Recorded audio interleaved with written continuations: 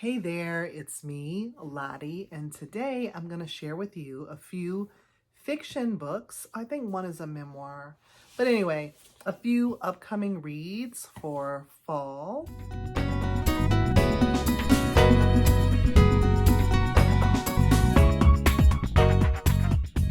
These are a part of my series I've been doing on my enormous fall TBR that just showcases some of the books that I accumulated over the summer from all kinds of places, thrifted, discount stores, some were online. But anyway, I am making it a point to get them out here so that I will actually read them over the fall and possibly into winter. Anyway, let's jump right in. The first book here, I think this is a young adult book. It is young adult. It is called Aminas Voice, and it's by Henna Khan. Lovely cover, beautiful. It says, Amina has never been comfortable in the spotlight. She is happy just hanging out with her best friend, Su Jin. Except now that she's in middle school, everything feels different. Su Jin is suddenly hanging out with Emily, one of the cool girls in the class, and even talking about changing her name to something more American. Does Amina need to start changing too, or hiding who she is to fit in? While Amina grapples with these questions, her local mosque is vandalized and she is devastated. In Aminas Voice, readers will witness the power of a young girl using her voice to bring people together. I love that. I love that. And so it's more of a middle grade book. So we'll see how that goes. This one is a young adult. This is My America by Kim Johnson. Look at this beautiful cover. Lovely. And the author, it says Kim Johnson held leadership positions in social justice organizations as a teen. She's now a college administrator who maintains civic engagement throughout the community while also mentoring Black student activists and leaders. This is her debut novel. It explores racial injustice against innocent Black men who are criminally sentenced and the families left behind to pick up the pieces. So every week, 17-year-old Tracy Beaumont writes letters to Innocent's ex, asking the organization to help her father, an innocent Black man on death row. After 7 years, Tracy is running out of time. Her dad has 275 days left. Then one night changes everything. The police arrive, pounding on the door, and Tracy's older brother, Jamal, goes from being a bright, promising track star to a thug, quote unquote, on the run, accused of killing a white girl. Determined to save her brother, Tracy investigates what really happened between Jamal and Angela down at the Pike.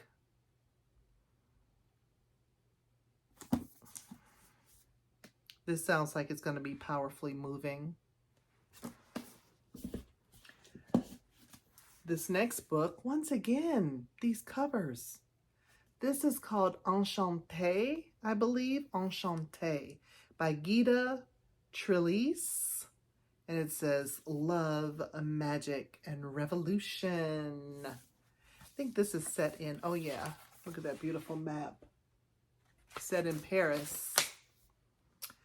When smallpox kills her parents, 17-year-old Camille must find a way to provide for her beloved younger sister while managing their volatile brother. Relying on magic, Camille painstakingly turns scraps of metal into money to buy food and medicine they need. But when the coins won't hold their shape and her brother disappears with the family's savings, Camille pursues a richer, more perilous scheme at the glittering court of Louis XVI and Marie Antoinette.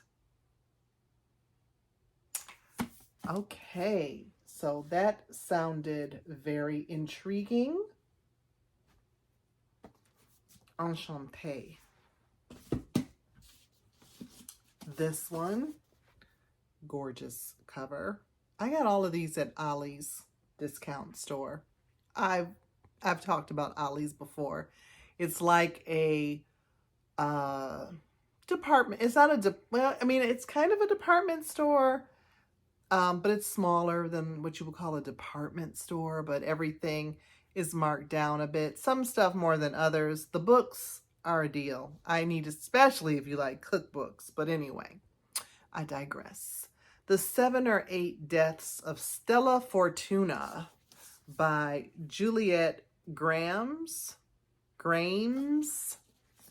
Juliet Grams, I'm not sure. Beautiful cover. It's interesting how many books I've noticed have this, like there's the 7 Deaths of Evelyn Hugo, the 7 Husbands of Evelyn Hugo, and I think there's another book that talks about the 7.5 deaths of somebody. Let me see. Okay, yeah, there's a book. There's the 7.5 deaths of Evelyn Hardcastle, and there's the 7 husbands of Evelyn Hugo. I mean, I'm sure there are probably more, but I just found that interesting. This is like the 7 or 8 deaths of Stella Fortuna. And this, oh, we have a map. I think this is set in Italy. For Stella Fortuna, death has always been a part of life. Stella's childhood is full of strange, life-threatening incidents.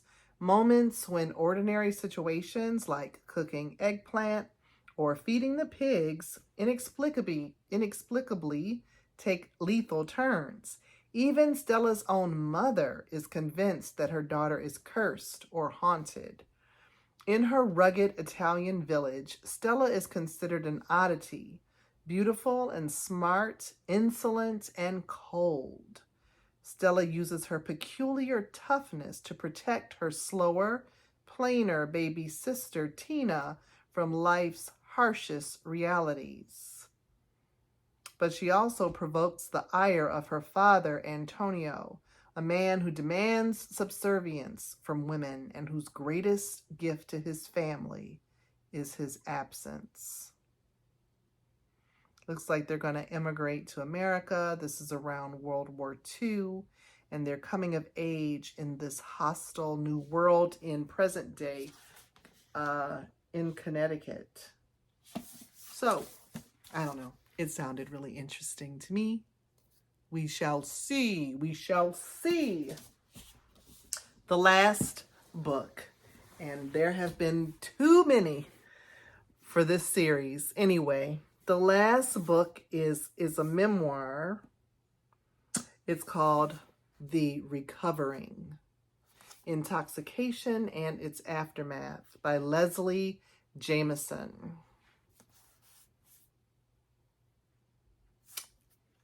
This says, with its deeply personal and seamless blend of memoir, cultural history, literary criticism, and reportage, The Recovering turns the traditional addiction narrative on its head, demonstrating that the story of recovery can be more gripping than the train wreck itself. As Leslie Jameson deftly excavates the stories we tell about addiction, she also offers a fascinating look at the larger history of the recovery movement and at the complicated bearing that race and class have on our understanding of who is at ill and who is criminal. So it looks like this book has stories around the literary and artistic geniuses whose lives and works were shaped by alcoholism and substance dependency, including John Berryman, Jean Rhys, Billie Holiday, Raymond Carver, Dennis Johnson, and David Foster Wallace, and her own ordeals as well. I like to read about efforts at recovery and triumph over addiction, or even just learning more about the illness of addiction, because so many people's lives are touched, broken, hearts broken and shattered because of addiction. And coming up in the 80s, I have seen my share of lives that have been destroyed, or torn apart. So I do read about it. It's something that I'm very familiar with. So this immediately was something I had to take home. So we'll see how the recovering goes. Well, that about does it for today. I hope that you're doing well and taking really good care of yourself. If you like content like this, please like and share this video and subscribe to the channel so I can keep giving you more content like this. What's this on my face? Okay, I ran out of stuff to say. Okay. I hope that you're taking really good care of yourself and that I will see you in the next video. Peace.